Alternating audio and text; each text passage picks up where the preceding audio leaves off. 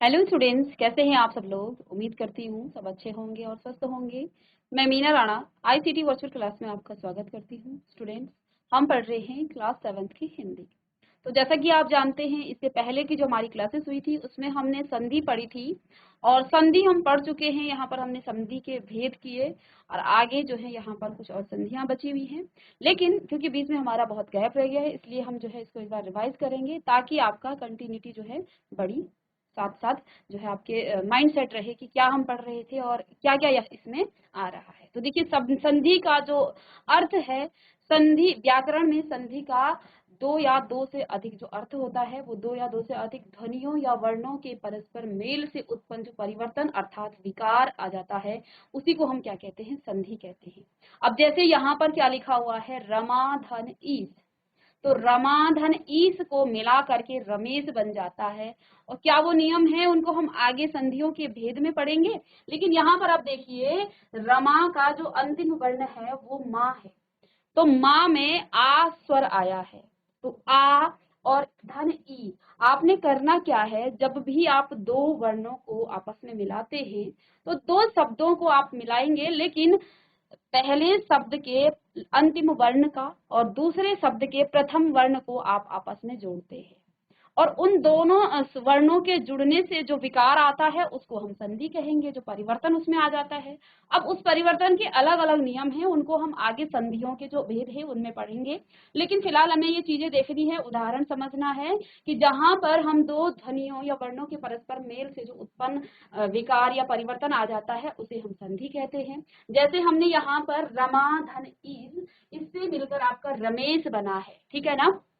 ऐसे ही गिरि धन इंद्र, गिरेंद्र, पर धन उपकार, परोपकार। अब यहाँ कुछ नियम लिखे हुए हैं, अभी तो हम आपको बस यही आप लिख लीजिएगा, बस आगे हम सारा डिटेल में पढ़ने वाले हैं, ठीक है ना। कि ये आ धन ई मिलके ए आया है, ये होता है तो कहाँ पे होता है, किस भेद में होता है, ये सभी चीजें हम पढ़ने वाले हैं। ऐसे ही इति धन आदि इत्यादि। इसी प्रकार से आपका जो सदा धन एव हो गया, सदैव। सु धन आगत का आगे इसका क्या हो जाता है, स्वागत, ठीक है। और यहाँ जो है जो नियम दे रखे हैं इनको हम आगे पढ़ेंगे। तो आगे आप, यदि आप किसी बच्चे ने नहीं लिखा है तो आप क्या लिखेंगे, उदाहरणों में पहले शब्द के अंतिम ध्वनि और दूसरे शब्द की प्रथम ध्वनि के परस्पर मेल से जो परिवर्तन आया है यही आपका संधि कहलाता है, ठीक है। तो ये आपका संधि है। आप जो परिभाषा लिखना चाहते हैं तो यहाँ से लिखेंगे, दो वर्णों अथवा ध्वनियों के परस्पर मेल से उसके मूल रूप में परिवर्तन या विकार संधि कहलाता है। जिन बच्चों ने नहीं लिखा है प्रीवियस लेक्चर में, वो इसकी परिभाषा यहाँ से लिख लीजिएगा, बाकी आगे तो हम सब समझने वाले हैं। तो दो वर्णों अथवा ध्वनियों के परस्पर मेल से उसके मूल रूप में परिवर्तन अर्थात या जो विकार आ जाता है उसे ही हम संधि कहते हैं, ठीक है। चलिए, इसके बाद देखिए, अब यहाँ पर कुछ लिखा हुआ है, ध्यान रखिए। अर्थात ये चीज आपको विशेष ध्यान रखना है कि संधि केवल दो ध्वनियों, जिसमें आपकी स्वर हो सकती है या व्यंजन हो सकता है, इसके अलावा किसी में संधि नहीं होती है। उसमें स्वर हो सकता है, क्योंकि आप जानते हैं स्वर और व्यंजन के अलावा भी इसमें बहुत कुछ होते हैं, जैसे आपके अयोग वा हो जाते हैं, संयुक्त अक्षर आपके हो जाते हैं, संयुक्त अव्यंजन हो जाते हैं। तो यहाँ पर क्या लिखा है कि जो संधि है वो केवल दो ध्वनियों के बीच, इसमें आपके स्वर आएंगे और व्यंजन आएंगे। वर्ण विचार जब हमने पढ़ा था वहां पर आप जानते हैं स्वर कहाँ से, अ से आपके औ तक हो जाते हैं। अब यहाँ पर आपका दो अयोग वाह आपका अंग और अह आ जाता है, ठीक है। अड़ और ढ जो आपका है वो आपका अतिरिक्त वर्णों में आ जाते हैं। तो और भी स्वर और व्यंजन के अलावा और भी यहाँ पर वर्ण होते हैं। हमने क्या कहा, संधि सिर्फ स्वरों और व्यंजन के बीच में होती है, शब्दों के बीच में नहीं। सिर्फ और सिर्फ वर्णों के बीच में, स्वर और व्यंजन के बीच में, शब्दों के बीच में नहीं होती है। संधि होते समय ध्वनियों में परिवर्तन आ जाता है, ठीक है। अब यहाँ पर देखिए, संधि तो ठीक है, दो वर्णों को जब आप जोड़ते हैं तो उन वर्णों के जोड़ने के बाद जो परिवर्तन आता है वो तो आपका संधि कहलाता है। लेकिन कभी कभी देखिए, आपको संधि विच्छेद करने को भी बोला जाता है। डिसजॉइनिंग वर्ड, जो आपके पास एक शब्द होता है उस शब्द को आपने संधि विच्छेद करना होता है। तो दो वर्ण को जब आप जोड़ते हैं, दो शब्दों को जोड़ते हैं, तो प्रथम शब्द के अंतिम वर्ण में और द्वितीय शब्द के प्रथम वर्ण से कुछ विकार आ जाता है और उससे एक नया शब्द बनता है। वो नया शब्द अब उसको जब आप तोड़ना स्टार्ट करेंगे, उसको तोड़ना शुरू करेंगे, तो वो आपका संधि विच्छेद कहलाता है। तो फिर से वो उन्हीं दो शब्दों में विभाजित हो जाता है वो जो पूरा शब्द है। जैसे यहाँ अधिकांश को क्या लिखा है, अधिक धन अंश, ठीक है, तो ये आपका क्या हो गया है, अधिकांश, ठीक है। जैसे अब यहाँ पर क है और ये अ है, तो दोनों में अ का ही उच्चारण आ रहा है, तो अधिक धन अंश अधिकांश हो जाता है। ऐसे ही निषेध धन नि धन छेद, सूर्योदय में आपका सूर्य धन उदय, ठीक है। आगे महात्मा में आपका महाधन आत्मा। इसी प्रकार से आपके सभी शब्द जो हैं विच्छेदित हो जाते हैं। विच्छेद करना भी हम सीखेंगे, लेकिन फिलहाल हम संधि के भेद पढ़ने वाले थे। संधि के भेद हम पढ़ चुके थे और कुछ भेद यहाँ पर और बच गए थे, उनको भी हम करेंगे। तो संधि के बेसिकली यहाँ पर 3 भेद बताए गए हैं।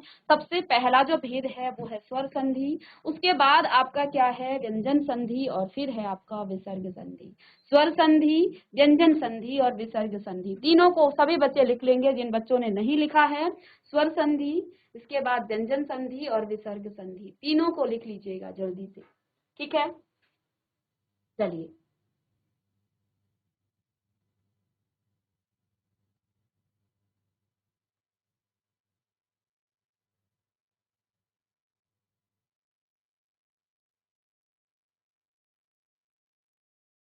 चलिए आइए इन तीनों जो स्वर के संधि के जो 3 भेद हैं, इनके बारे में हम एक एक करके जानते हैं।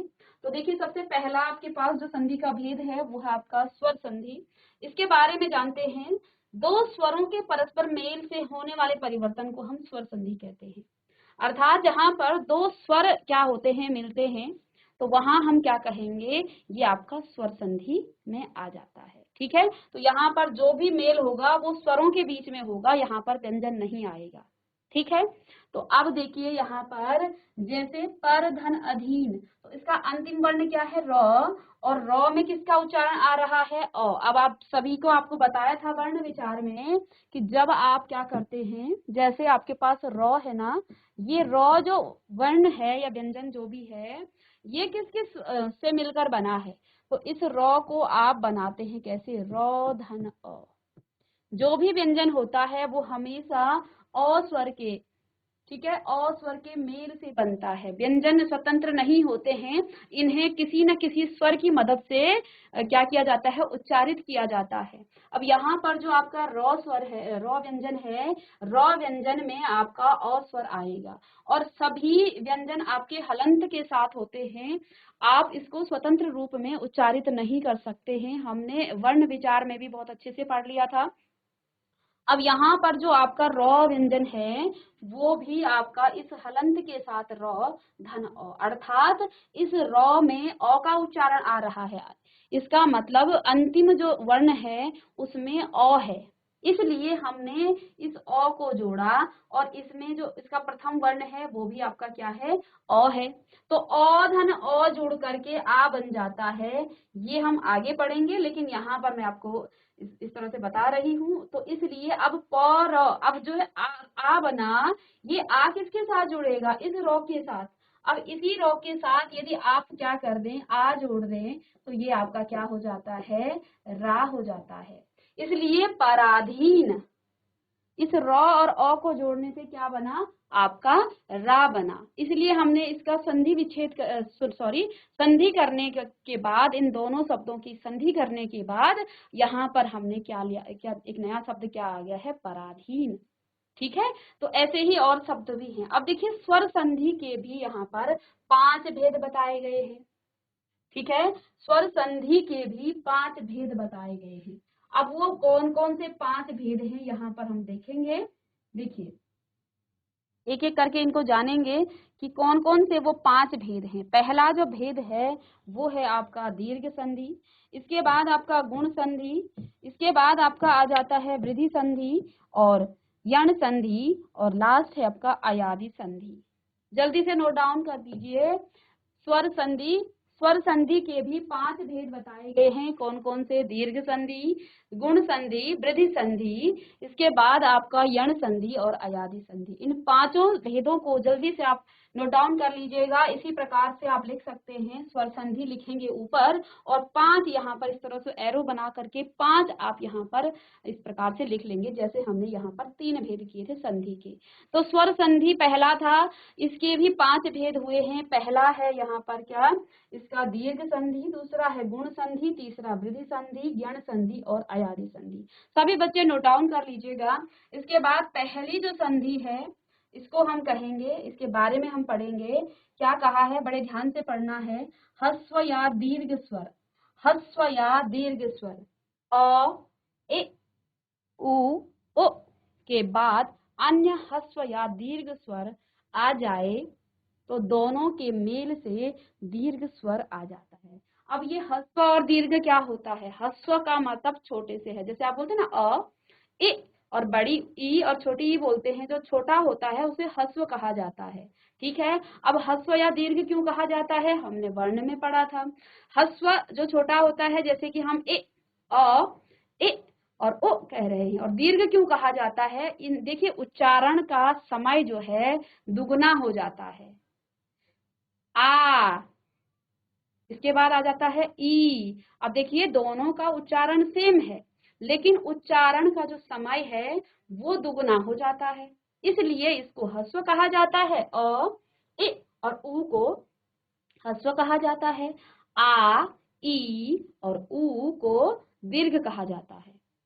उच्चारण का जो समय है वो दुगना होने के कारण इसको दीर्घ स्वर कहा जाता है। हमने कहाँ पर पढ़ा था, हमने वर्ण विचार में पढ़ा था। अब यहाँ पर क्या कहा है, यदि कोई ह्रस्व या दीर्घ, कोई भी हो सकता है, ह्रस्व भी हो सकता है और दीर्घ भी हो सकता है, तो ह्रस्व या दीर्घ के बाद अन्य ह्रस्व या दीर्घ स्वर आ जाए या फिर, तो अब आपका दोनों के मेल से हमेशा और हमेशा आ, ई और उ बन जाते हैं। ठीक है, हमने प्रीवियस लेक्चर में नोट में आपको बहुत अच्छे से पढ़ा रखा है, क्योंकि बहुत बीच में गैप हो गया है, इसलिए हम इसको फिर से रिवाइज कर रहे हैं। तो देखिए, अब यहाँ पर देखिए, अब ह्रस्व और दीर्घ का मतलब क्या है ये हम यहाँ पर देख लेंगे।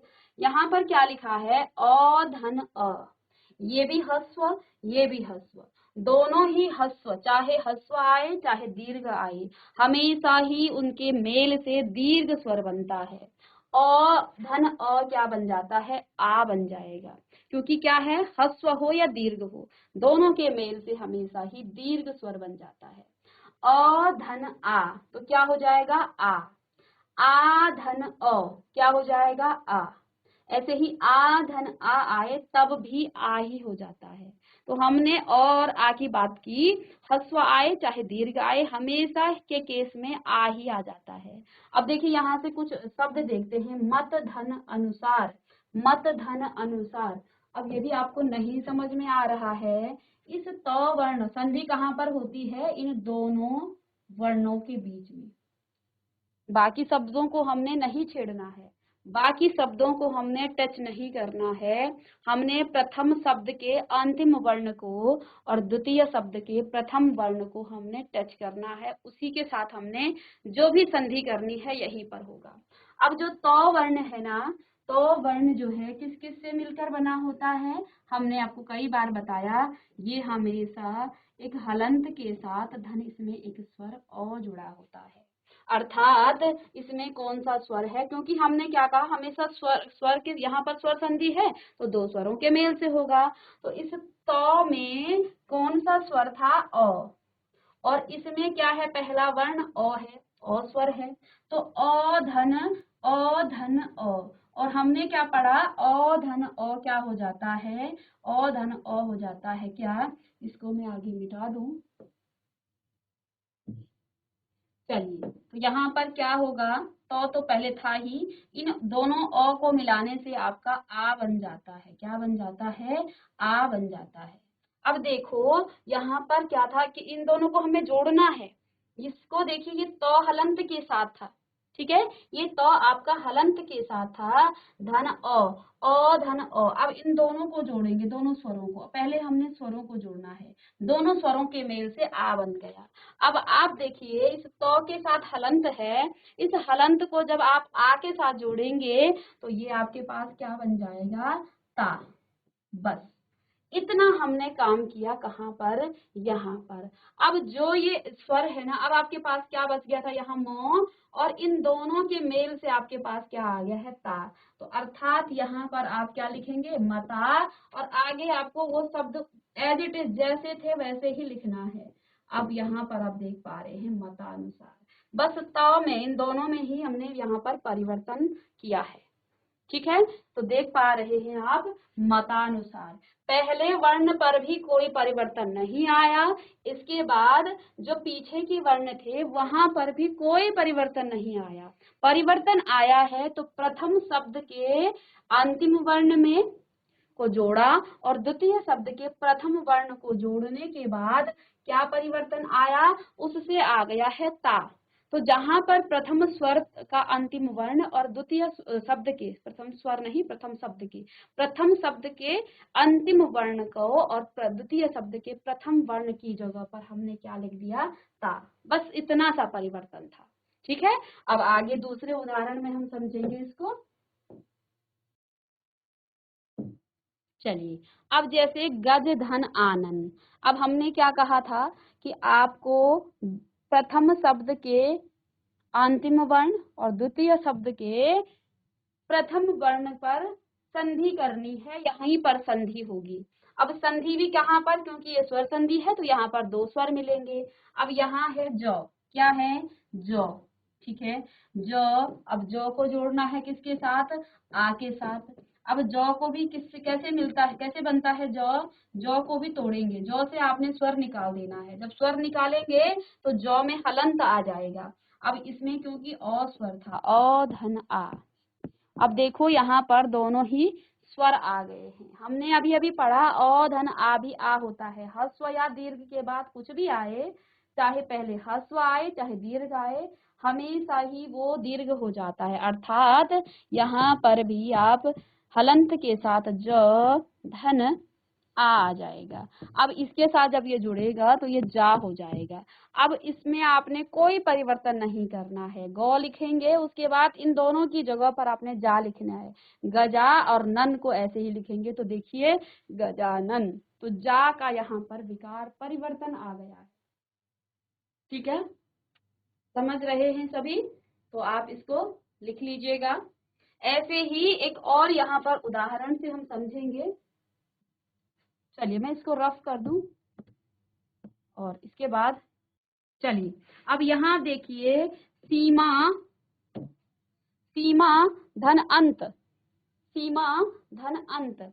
अब परिवर्तन कहाँ आएगा, इन दोनों वर्णों के बीच में, आगे हमें कुछ नहीं देखना है। ठीक है ना, सीमा धन अंत। अब देखिए माँ धन अंत। ठीक है, अब इस माँ को भी आप तोड़ेंगे, इस माँ को भी आप तोड़ेंगे, तो ये तो आपका माँ हो जाएगा। ठीक है, और धन आ, और धन यहाँ पर आपका अ। ठीक है, और ये अंग की मात्रा, अंग की मात्रा को आप ऐसे रहने दें। ठीक है, अब आ धन अ भी आपका क्या हो जाता है, आ धन अ भी आपका आ ही होता है। तो यहाँ पर आ होगा, लेकिन अंग इसमें आप मात्रा पहले से थी, तो ये मात्रा तो आपको लगानी ही है। ठीक है ना, तो अब आप क्या करेंगे, आ म धन, ये आ हो गया है, और मात्रा क्योंकि पहले से थी तो मात्रा को आप ऐसे ही रहने दें, तो ये हो जाएगा माँ, और अंग की मात्रा आप ऊपर से लगाएंगे। तो अब देखिए सी माँ, माँ में भी आ की मात्रा, अंग की मात्रा है, तो सीमांत। ठीक है, तो ये हो गया है सीमांत। ठीक है, तो इस प्रकार से हम यहाँ पर इसको भी कर लेंगे। चलिए, इसको आप समझ गए होंगे।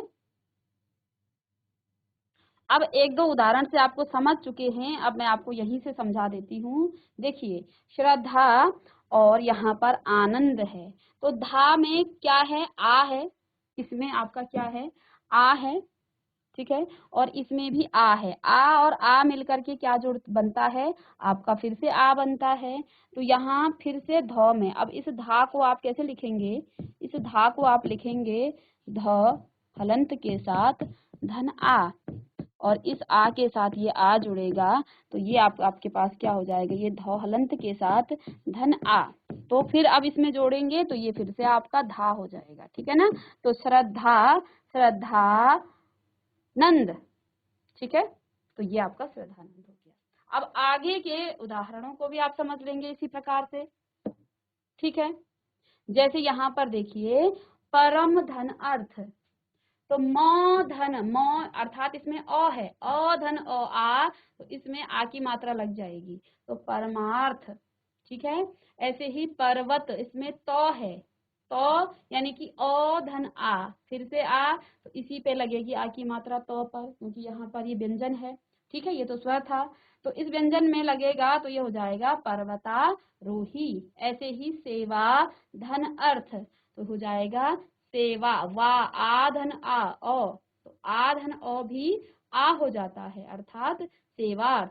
विद्या धन आलय, तो विद्यालय, आ धन आ भी आ होता है, तो ये हो जाएगा विद्यालय। तो जल्दी इसे नोट डाउन कर लीजिएगा। ये आपका दीर्घ संधि का पहला, जब हमने क्या कहा, और अ या आ के बाद कोई भी आ जाए आपका, ठीक है, चाहे वो अ आए या आ आए, हमेशा आ बनता है, ठीक है।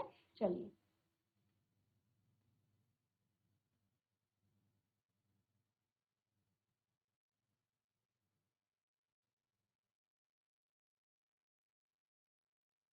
चलिए अब देखिए, अ या आ के बाद कोई भी आए, चाहे वो अ आए चाहे आ आए, वो हमेशा आ हो जाता है। अब नेक्स्ट यहाँ पर देखिए, क्योंकि हमने क्या कहा था, ह्रस्व या दीर्घ में आपके क्या आते हैं, अ या आ, क्या आता है, ह्रस्व में आपका अ, इ और ओ आता है, ठीक है। तो यहाँ पर भी आप देखिए, अब जो है दूसरा क्या है, ए या ई के बाद कोई भी आपका ह्रस्व या दीर्घ आए, चाहे वो ई आए या ई आए, हमेशा वो दीर्घ बनाएगा। तो यहाँ पर भी आप देख रहे हैं चारों में दीर्घ ही आया है, ठीक है ना।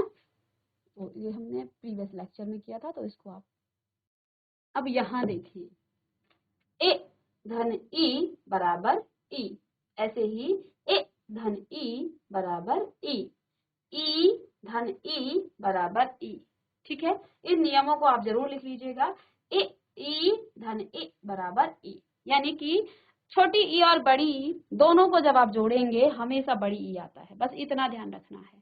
इसी प्रकार से चाहे छोटा ऊ और बड़ा ऊ में से आप किसी को भी जोड़ें, किसी के साथ, छोटे ऊ को बड़े ऊ के साथ जोड़ें, छोटे ऊ को छोटे के साथ जोड़ें, या बड़े ऊ को बड़े ऊ के साथ जोड़ें, हमेशा ही वो क्या आता है, दीर्घ स्वर आता है। दीर्घ क्या है, बड़ा ऊ, ठीक है। तो अब ये इसके उदाहरण देखिए, अभी धन इष्ट, अभी धन इष्ट। अब आप इसको कैसे करेंगे, अभी धन इष्ट में इसको थोड़ा नीचे करके, यहाँ पर जगह है तो मैं यहाँ पर लिख लूंगी, ठीक है। तो इसको मैं यहाँ समझा रही हूँ, जैसे यहाँ पर क्या है, अभी धन इष्ट। अब देखिए संधि होगी इन दोनों की, क्या कहा था, प्रथम शब्द के अंतिम वर्ण और द्वितीय शब्द के प्रथम वर्ण के साथ होती है संधि। अब किस प्रकार की संधि होगी, ये तो क्या है आपके पास भी, क्या है भी, और ये है धन इ। अब इसको भी आप वर्ण विच्छेद करना आपको सिखाया था वर्ण विचार में, ठीक है। तो इसका भी वर्ण विच्छेद जब आप करना शुरू करें तो ये तो आपका हो जाएगा हलंत के साथ भ धन इ, छोटी ई की मात्रा, ठीक है, और धन आप लगा देंगे यहाँ पर। फिर से दोनों स्वरों को जोड़िए, इ धन इ। हमने क्या कहा था, चाहे छोटा हो बड़ा हो कोई भी आए, हमेशा ही वो बड़ी ई की मात्रा लग जाएगी, बड़ी ई हो जाएगा, अर्थात भ हलंत के साथ, सॉरी ये मात्रा नहीं है, इसको हलंत की तरह आप प्रयोग करेंगे, ठीक है। भ लिखेंगे और इस प्रकार से यहाँ से एक हलंत लगा देंगे, ठीक है, और बड़ी ई लिखेंगे। अब जो है इसके साथ आप बड़ी ई की मात्रा जब लगाएंगे तो ये आपके पास क्या हो जाएगा, भी, यानी कि बड़ी ई की मात्रा लग जाएगा। तो अब देखिए यहाँ आपको सीधे ही करके दिखा दिया, तो एज इट इज जैसे था वैसे ही, पीछे के भी जो शब्द हैं उन पर कोई परिवर्तन नहीं करना है।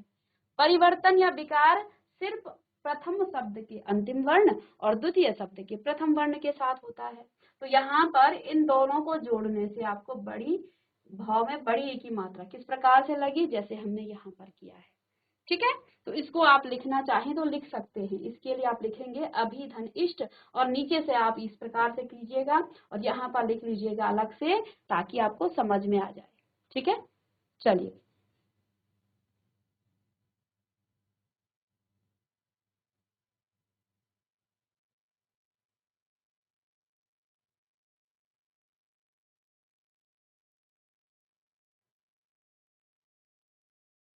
ये आपने नोट डाउन कर लिया, तो आगे देखिए मैं नेक्स्ट जो है इसका जो उदाहरण है उसको मैं लिखा दूं। इसको हमें बड़े ध्यान से पढ़ना है ताकि हम आगे कंफ्यूज ना हो। तो यहाँ पर आप देख पा रहे हैं जैसे कि क्या लिखा है, प्रतिधन इच्छा। तो विकार कहाँ आएगा, संधि कहाँ पर करनी है, इन दोनों वर्णों के बीच आपने संधि करनी है। बाकी शब्दों को आपको नहीं छेड़ना है, बस इन दोनों वर्णों को आपने संधि करनी है। अब देखो, प्रति ति धन ई, ठीक है। तो अब देखिए इस को भी आप इस प्रकार से लिखेंगे, ये भी छोटी ई की मात्रा लगी है, धन बड़ी ई की मात्रा, ठीक है। तो ये क्या हो जाएगा, तो हलंत के साथ है और धन में धन ई आपके पास बड़ी ई, ठीक है। तो फिर से इस तौ में बड़ी ई की, इस हलंत वाले तौ के साथ आप यहाँ पर बड़ी ई की मात्रा लगा लीजिएगा, ये हो जाएगा ती। तो इन दोनों के विकार से क्या आ गया है, ती। तो अब आपने यहाँ नहीं देखना है यहाँ क्या लिखा है, बाकी आपको यहाँ प्रतीक्षा, इन दोनों के विकार से ती आया है, तो प्रतीक्षा, ठीक है। ऐसे ही करेंगे। ऐसे ही नारी धन ईश्वर, तो कहाँ कहाँ विकार आएगा, इन दोनों में यहाँ पर संधि होगी। नारी तो री धन ई, ठीक है।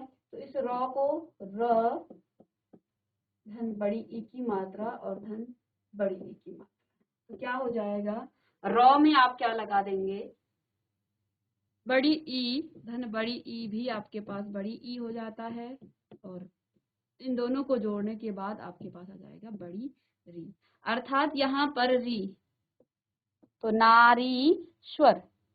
आगे आपको देखने की जरूरत ही नहीं है, नियम आपको पता होने चाहिए। ऐसे ही देवी धन इच्छा, तो इसमें बड़ी ई की मात्रा आएगी और इसमें ई, तो बड़ी देवी इच्छा, तो देवी इच्छा हो जाएगा ये, ठीक है।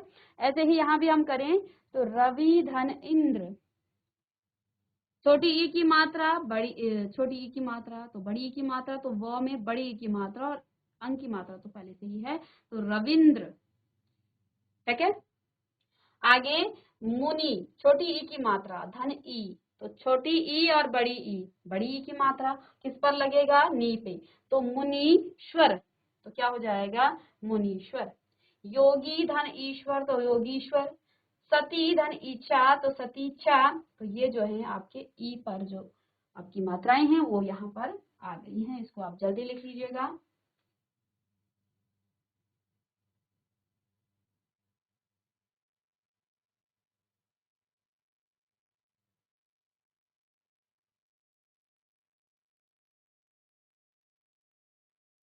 अब ई तो आपका हो गया है, अब आगे देखिए ऊ की मात्रा की बात करेंगे। तो जैसे यहाँ उदाहरण भी लिखा है, क्या लिखा है, विधु धन उदय। अब एक दो उदाहरण करूंगी, बाकी आप आगे समझ चुके होंगे, अभी तक हमने इतने कर लिए हैं कि अब आप समझ गए होंगे किस प्रकार से संधि हो रही है दो वर्णों के बीच में, प्रथम शब्द के अंतिम वर्ण में और द्वितीय शब्द के प्रथम वर्ण में विकार आ रहा है, और किस प्रकार का विकार किस तरह से आ रहा है, ये सभी आप समझ चुके हैं। अब हम ऊ की मात्रा को देखेंगे। तो जैसे हमने ई और अ या आ में या फिर ए या ई में किया है, ऐसे ही ओ या ऊ में होता है।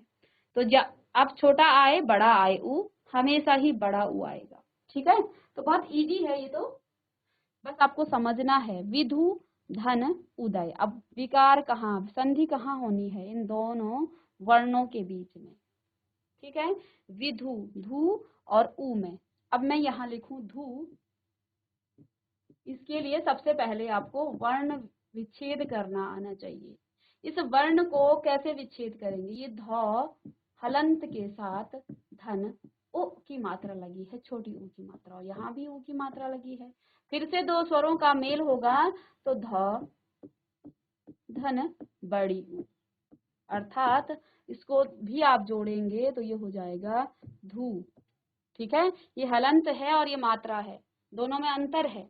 ठीक है, तो हो जाएगा। अब आपको आगे नहीं देखना है आगे क्या लिखा है, बस आपने ये इन दोनों को अविकार किया, इससे बड़ी ऊ की मात्रा अर्थात यहाँ पर धू आ गया है। ठीक है, तो विधु दय, बस आपको देखना ही नहीं है क्या है, तो विधु दय। ठीक है, आगे यहाँ पर देखिए अनुधन उदित, अनु छोटी ऊ की मात्रा, ऐसे ही ऊ, तो छोटी ऊ और छोटी ऊ, बड़ी ऊ तो अनुदित, बड़ी ऊ की मात्रा हो जाएगा नौ में। किस में लगती है मात्रा? हमेशा ही व्यंजन वाले शब्द में, स्वर के साथ नहीं लगेगी। ठीक है ना, आप जानते हैं व्यंजन के साथ ही लगती है। ठीक है, तो अब देखिए फिर यहाँ पर मधु धन ऊष्मा, तो ओ धन ऊ, फिर से क्या हो जाएगा ऊ, तो मधुष्मा, इसमें बड़ी ऊ की मात्रा लगेगी। वधु धन ऊर्जा, तो पहले से लगी है लेकिन दोनों को जोड़ने के बाद भी बड़ी ऊ की मात्रा ही लगेगी, तो वधूजा। ऐसे ही वधु धन उत्सव, तो वधोत्सव, तो इन दोनों के विकार से क्या आ जाएगा, इन दोनों के मेल से क्या बन जाएगा, धू। ठीक है, इन दोनों का मेल होगा और बाकी शब्द ऐसे ही जुड़ जाएंगे।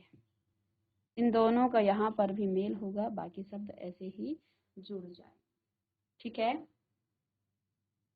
चलिए यहाँ पर देखिए अनुधन उदित नु, छोटी ऊ और बड़ी ऊ, सॉरी छोटी ऊ हमेशा ही बड़ी ऊ बन जाती है, तो हो जाएगा अनुदित लघु धन ऊर्मी, लघुर्मी बड़ी ऊ की मात्रा, भू धन ऊष्मा, तो भूष्मा, ऐसे ही भू धन उत्सर्ग, तो भूत्सर्ग।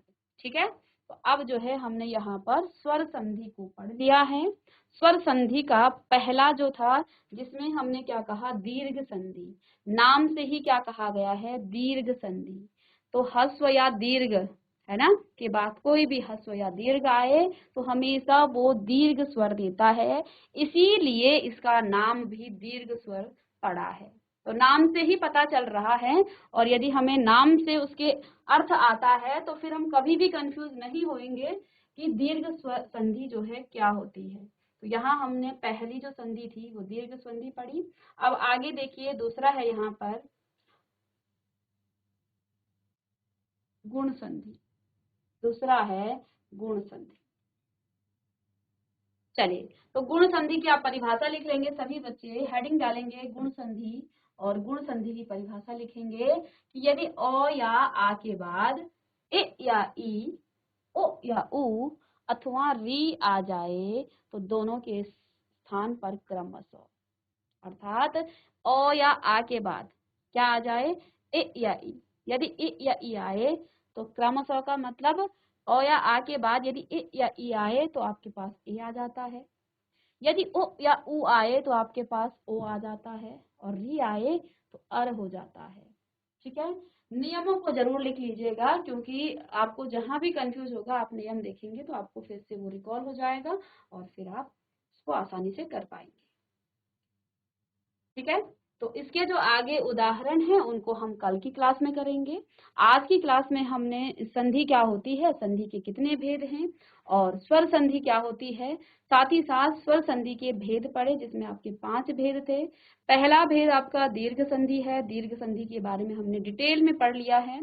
गुण संधि की हमने परिभाषा पढ़ी और इसके जो आगे के उदाहरण हैं उनको हम कल की क्लास में डिस्कस करेंगे। तो मिलते हैं नेक्स्ट लेक्चर में, तब तक के लिए thank you and have a nice day.